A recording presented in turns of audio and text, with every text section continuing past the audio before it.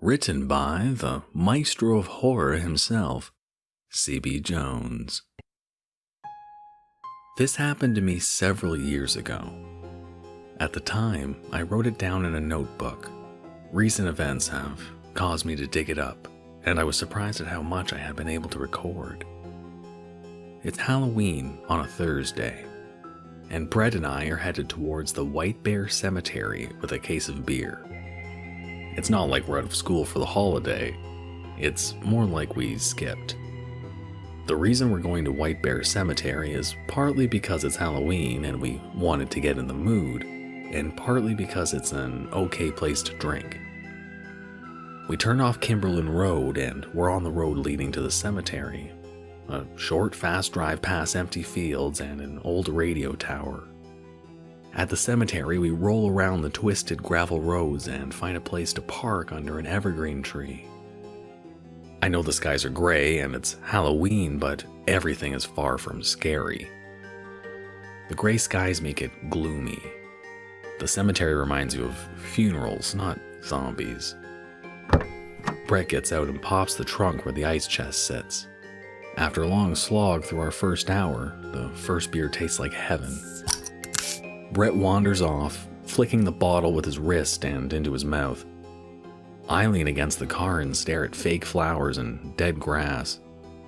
I need to hear coyotes howling and yipping, chains rattling, ravens calling, ghosts whispering, tortured souls screaming, anything to scare me out of this depressed mood. After the first couple of beers go through me, I try not to piss in any of the graves. "Hey Ray, check this out." I look up and there's Brett. He's made a necklace out of the fake plastic flowers. There's a pink carnation behind his ear. "Don't do that," I say. "Why? Do you think it might disturb the dead? They're fake flowers anyway. No one cares. You can take a sweat bath later." I throw my empty bottle over the chain link fence that surrounds the cemetery.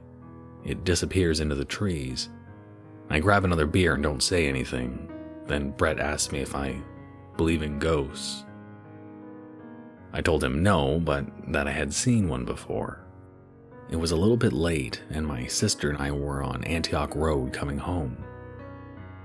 Out in the middle of the road, we saw a lady or a girl. At 70 miles an hour, you can't really tell. I figured she had to be a ghost since she stood out in the middle of the road, didn't flinch or nothing. Either that or she was just some lady strung out on wild stuff. People rode in the countrysides like a disease, cooking meth in trailers, hanging ice chests full of ingredients from fence posts for discreet pickups. Brett shrugs and gets another beer. Maybe he doesn't believe me, but people seldom do. I know what I saw. I still believe she was a ghost. He takes off his deathly lei and sets it by the nearest grave. I open up my fourth beer and we drink without talking for a while. Brett wanders around looking at graves and I hope that he doesn't fuck with any more flowers. "Hey, check out this grave. It's facing a different direction than all the others." I walk to where he's standing and sure enough there's a small stone, cheaper and rougher looking than all the others, facing the opposite direction of all the other headstones. "Jeremiah Tillman, 1909 to 1939, he says out loud. "Oh yeah, I know about this one." I gave Brett the details on what I'd heard about this stone and the body laid to rest. Tell him that it's a black guy who had died and that his family wanted him to be buried here at the White Bear. The community wouldn't have anything to do with allowing a black person being buried with all the other dead white folks, and refused to let him be laid to rest in the cemetery. I don't know if there was a court case or what, but finally the community acquiesced and let old Jeremiah be buried at White Bear. But as a final spit in his dead, decomposing face, they buried him facing the wrong way. Brett looks around and gets his bearings. I guess all the headstones are facing east." It's so the dead can greet Jesus when he comes back for his second coming. They will rise up as he arrives from Jerusalem or whatever. Jeremiah Tillman, forever buried the wrong way, not worthy to meet his Savior during the second coming on account of his skin color. Or so some folks way back when would have you believe. We take a few more pulls from our bottles, trying to figure out how much longer we should stay here, if we should skip the rest of the school day, talk about what we're going to do tonight. Then there's a car moving down the road towards the cemetery. It's a bulky maroon sedan, an old lady car. We know it's the White Bear that the car is headed for, since the cemetery is the last thing on a dead-end road. My first thought is that they're gonna catch us underage and drinking and playing hooky, and then my second thought is that we're at a cemetery being disrespectful as hell, and they're liable to get pissed. Nothing spooky crosses my mind at the moment. "Damn," Brett says. "Move the car." We hop in and Brett heads towards a grove of evergreens and a pile of red dirt that are nestled in the corner of the cemetery, at the bottom of a lightly sloping incline. And maybe it's the beer, maybe it's the frantic rushing around, maybe it's the mixture of the two, but Brett nails the tree pretty good. He curses and I fall out of the car laughing. He gets out and assesses the damage quietly, whispering obscenities. We can see the car at the top of the incline, and we stick to the background. The driver parks so that, from our vantage point, all we see is the top of their car. The car door opens, slams shut. "Who comes and visits a grave on Halloween?" Brett asks. "Two guys that are drinking some beer. I don't know. Maybe their relative or whoever died on a Halloween." "Well, I'm getting a closer look," he says as he starts taking off towards the tombstones. He's dodging and crawling like a soldier through the mud, and he bangs a huge marble headstone with his shoulder. It doesn't faze him, thanks to the six-pack buzz. I follow. He's crouched behind a big hunk of granite. The words Henry Ferguson, beloved husband and father, are etched into it. I hunker beside him and we watch from about 50 yards away as an elderly lady in a blue pantsuit stands in front of a headstone. She's wearing one of those plastic headscarves that protect her frozen old lady hair from moisture. Under the clear scarf you can see her badly dyed hair that's supposed to be red but looks orange. Out here in the gloomy gray air, her hair's as bright as a torch. She leans forward and caresses the headstone slowly. Reaching into her purse, she pulls out a small, ornate blue bottle. "What the fuck?" Brett whispers in between heavy breaths. My bladder, already about to burst from the beer and compounded by the effect of fear, is about to unleash itself. All that beer in me, I'd be a real mess. She tilts her head back and lets out a noise like an animal that's dying. A strangled noise that tapers off into a high-pitched gag at the end. A sound that is no doubt playing on the loudspeakers in hell. Maybe it's grief or something. People can make the most awful sounds at times.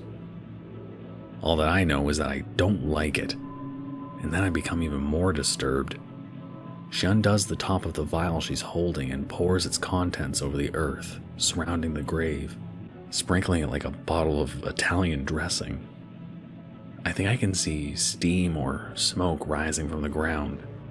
I look at Brett, his eyes wide with terror. "That's enough for me," Brett says. I have to agree, and we both scoot back on our hands and knees towards the car. So far, we're in the car without detection, but this can't last for long, as there's only one exit. We can wait until she leaves and pray that she and the dead that she's obviously resurrecting don't find us. Or we can run like hell. Brett starts the car. We're running like hell. He digs up some tremendous ruts as he backs out, and dirt and grass fly everywhere. There's no way of getting out undetected now. The burial plot she is at sits in the middle of the cemetery, with gravel paths running along both sides. Brett, bastard that he is, speeds along the path with the passenger side window adjacent to the old lady and her evil vial. I have to look out the window as we drive by. She turns her head slowly, following the car. She only looks slightly surprised. We make eye contact, which is weird since Brett has tinted windows, and I'm pretty sure she can't see my eyes. And I see the dark pits of her eyes. 2 big black seeds nestled in the craters of her sunken sockets. The whites of her eyes, they're not there. Oh shit, man, she sees us. Go, go. No shit, man.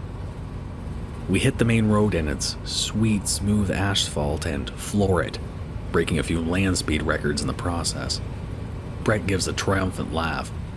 Man, that shit was wild. What the hell was she doing out there? I don't know, I say, coming down from all the adrenaline and fear, cotton mouth, heart fluttering, feeling a little safer. There were no whites of her eyes, I say. What? The white part. Nothing. Let's go back to school. We need to get some food, sober up. We can still make 5th hour after that. That sobered me up enough as is, but yeah, let's go.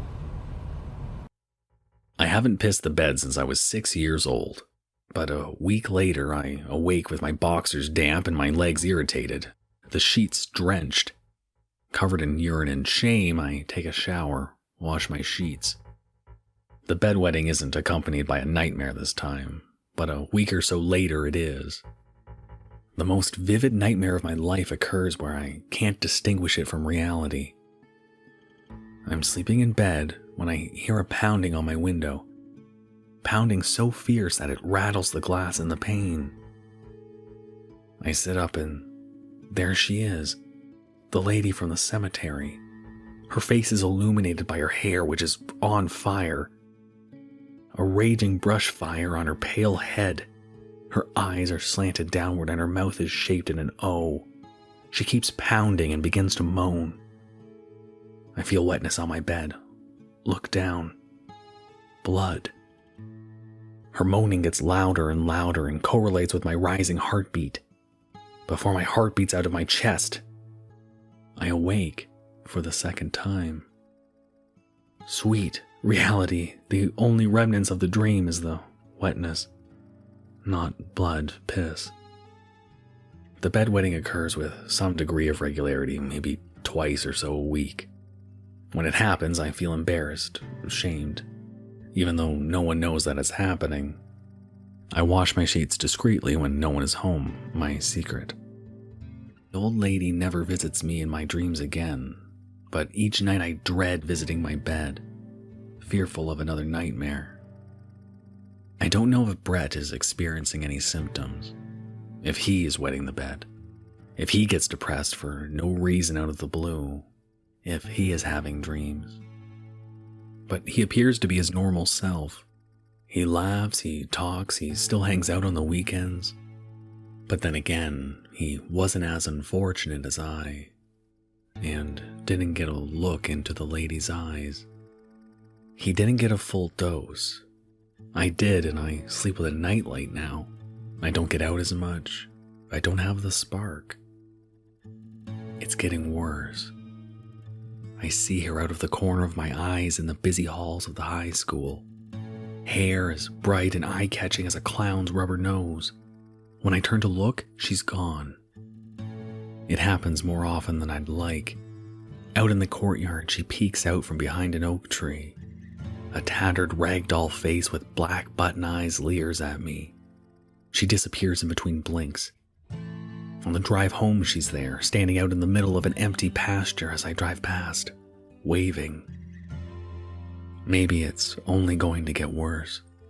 Maybe the reason that she hasn't been visiting me in my dreams is because she has gone on to bigger, better things, like visiting me in the waking world. Maybe I'm going crazy, moments away from hunching in a corner, mumbling and screaming and drooling. The notebook ended there, and so did the hallucinations, the dreams, the bedwetting. I had broken down and told my parents that I thought I was depressed. They noticed that there was a change in me, that I shut myself in my room most weekends. I saw a psychiatrist, told her about the bedwetting and depression symptoms, and came out with a prescription.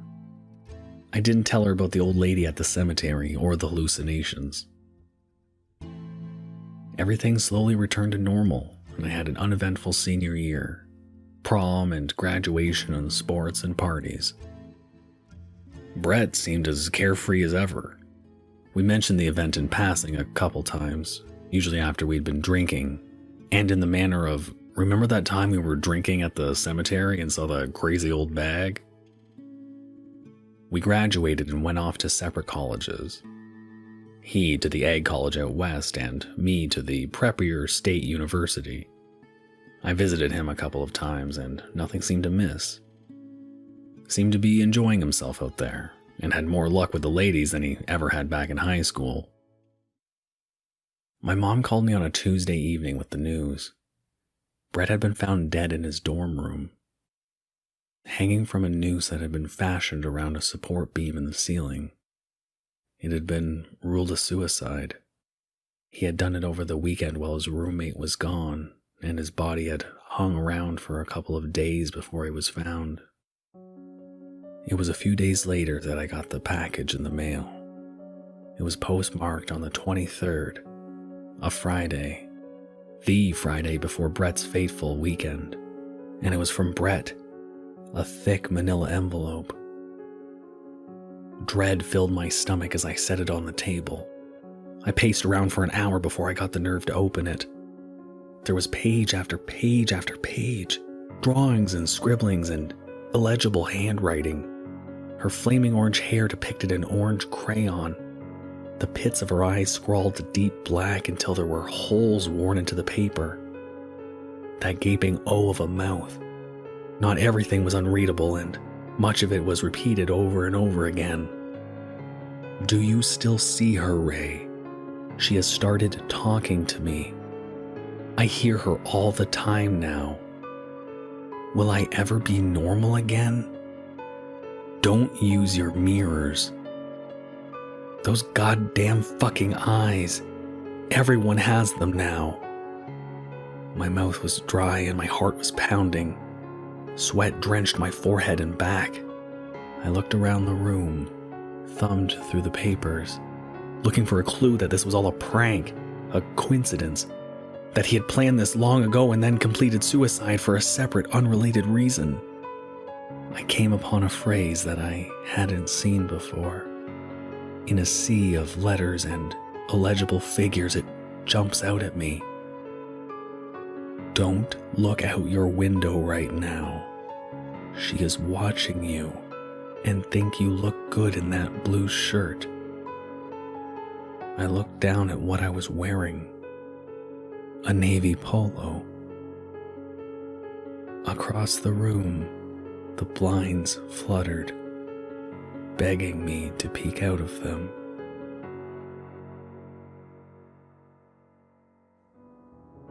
Thank you for listening. You can probably handle another horror story, right? Who comes and visits a grave on Halloween? And roll credits.